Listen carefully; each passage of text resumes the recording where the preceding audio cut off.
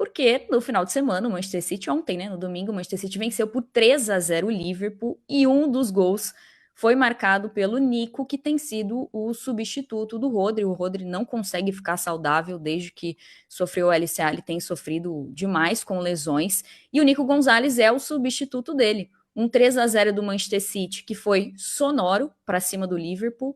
Teve gol do Haaland, teve golaço do Doku. E o Arsenal acabou derrapando, né? O Arsenal empatou em 2-2 com o Sunderland. O Arsenal que não sofre quase gols nessa temporada, havia sofrido apenas 3 gols nessa temporada, sofreu 2 nesse empate com o Sunderland.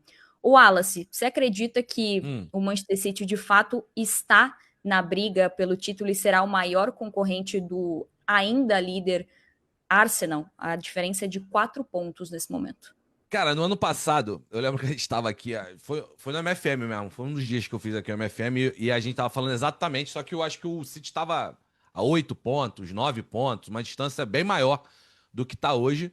Eu falei aqui, eu nunca duvido de um time treinado por Pep Guardiola no quesito pontos corridos, cara. Porque ele entende essa competição. Tudo bem que no mata-mata também é um cara que é tricampeão de Champions, não dá pra retirar e tal. Mas no mata-mata as coisas saem um pouco mais do prumo, né? Natural que as coisas saem. Mas no pontos corridos, cara, ele consegue ter uma consistência, uma imposição física, tática, mental pra cima dos seus adversários, que ele começa a fazer jogos contra times de menor investimento dentro da Premier League que são quase automáticos, né? O City, às vezes, ele entra em campo na Premier League, nos melhores momentos dele, e ele pegava, por exemplo, uns Brentford da vida, que é enrolado, vai pegar um Fulham, um Leeds, um Burnley, galera dali de baixo da tabela, e vai ser automático, vai descansar dentro do jogo, vai fazer um 2-3-0 rápido e vai descansar dentro do jogo. E eu acho que isso é um grande ponto para sim, eu acho que o City é tão favorito quanto o Arsenal, tá? Acho que a diferença de 4 pontos, ela é uma diferença que ela pode ser retirada em um estalo, muito rápida para esse time do Guardiola, porque o City sempre foi um time que tratou os jogos menores como automáticos. O Arsenal é um time que, sim, é um time muito forte, é um time que tem uma bola parada especial, é um time que às vezes não tá jogando bem, vai lá e ganha de 1-0. Só que a gente precisa sempre colocar o componente pressão para esse Arsenal, cara. Esse componente que pro Manchester City não existe, que é um time que, porra, é multicampeão da Premier League recentemente e tem um treinador multicampeão, que tem jogadores que são multicampeões, apesar desse City ser diferente, né? Tem um modelo de novos jogadores e etc, mas é um time muito campeão. A pressão no Arsenal é muito grande, cara. É muito grande. Não tem um jogo que tiver os 80 minutos num empate fora de casa, porra, com o Bournemouth, vai ter uma pressão diferente, porque no fim você não vai ter qualquer mínimo erro vai ser punido pelo City.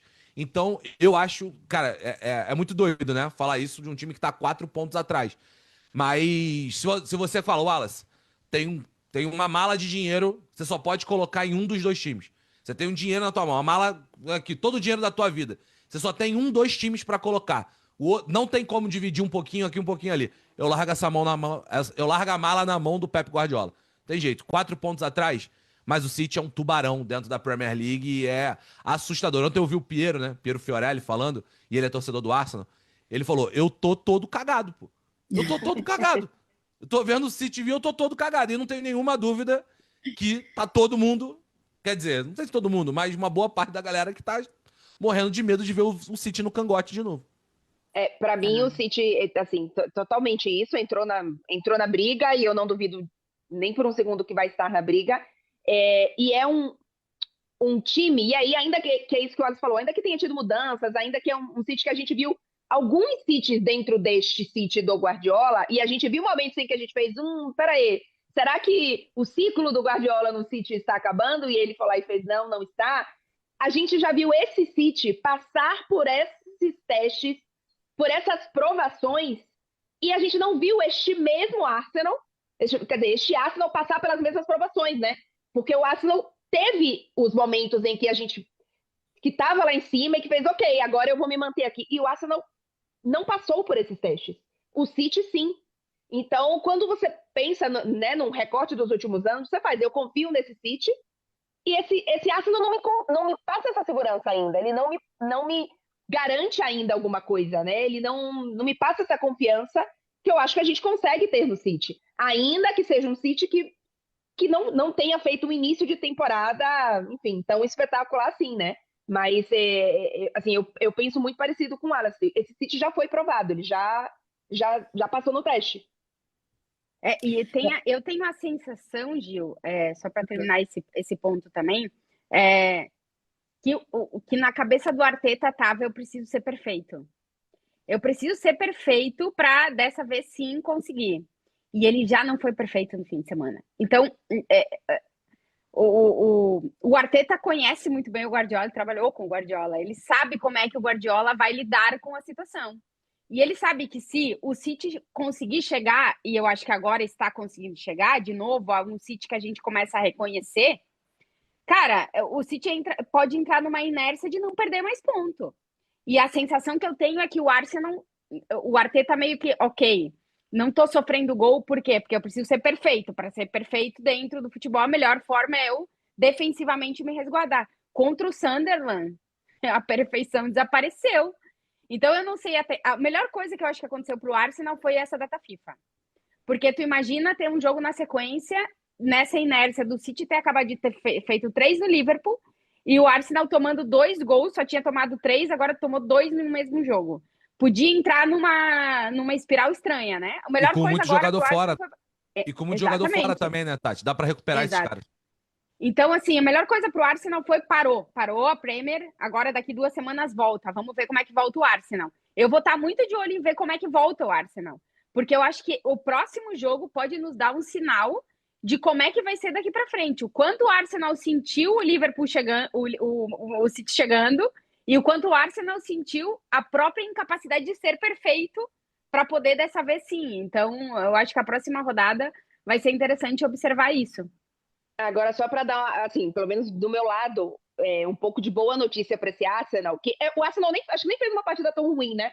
Tinha 8 jogos que não sofria gol, sofreu os 2 gols, é verdade, mas acho que teve muito mérito do adversário. Acho que não foi uma partida ruim do Arsenal, e foi um Arsenal que em muitos momentos, assim, teve muito futebol de bola rolando, né? Que eu pelo menos estava sentindo falta disso nesse Arsenal, né? Era um Arsenal que fazia muito gol de bola parada, um Arsenal, assim, pouco criativo com a bola nos pés, né? Com a bola rolando. E vi um pouquinho mais desse Arsenal na partida, apesar de ter sofrido os gols e ter perdido pontos, mas vendo um pouquinho o copo meio cheio da história para o torcedor do Arsenal. E tem um ponto, a gente tava falando das lesões, né? Pô, eu tava vendo o jogo e o Arsenal fez uma substituição, cara. O Arsenal só entrou o Mosquera no final do jogo e aos 88 minutos de jogo, né? O famoso 43 do segundo tempo. O Arsenal praticamente, pô, quem já jogou futebol, assim, pô, vai jogar um jogo contra, o famoso jogo contra, que você organiza o time da tua rua contra o time da outra rua. Aí tu chega lá, tu combina com 10 jogadores do teu time, os 10 moleques da tua rua. Só chega lá, só tem 5, irmão. Só tem você e mais 4 pra jogar um futsal. Só tem 5. E o time da rua de baixo tem 3 times. Vai trocar a cada 2 minutos, vai trocar Deus e o mundo, vai toda hora entrar alguém que tá novo fisicamente.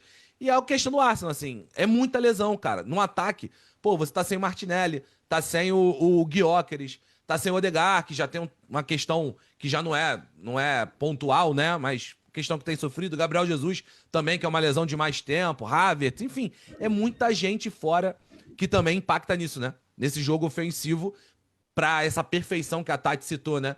De você precisar ser perfeito. É muito mais difícil você ser perfeito sem tanta gente, no final das contas. E é isso também que eu acho que impacta muito pro City no momento, né? Não, e outro ponto, o Sunderland tá fazendo uma Premier League excelente, tá na 4ª colocação. Não é qualquer time. E fez um gol, assim, no apagar das luzes. Então, não é absurdo nenhum o Arsenal É o ter Mirassol da Premier. É muito bem observado, Tati. Exatamente. É assim, é exatamente isso. É um time que todo mundo achou. Vamos ver se eles vão aguentar que nem o Mirassol tá aguentando. Tem essa dúvida. Então, o Mirassol que ganhou do Palmeiras tá muito bem. Olha, eu nunca imaginei que desnecessário.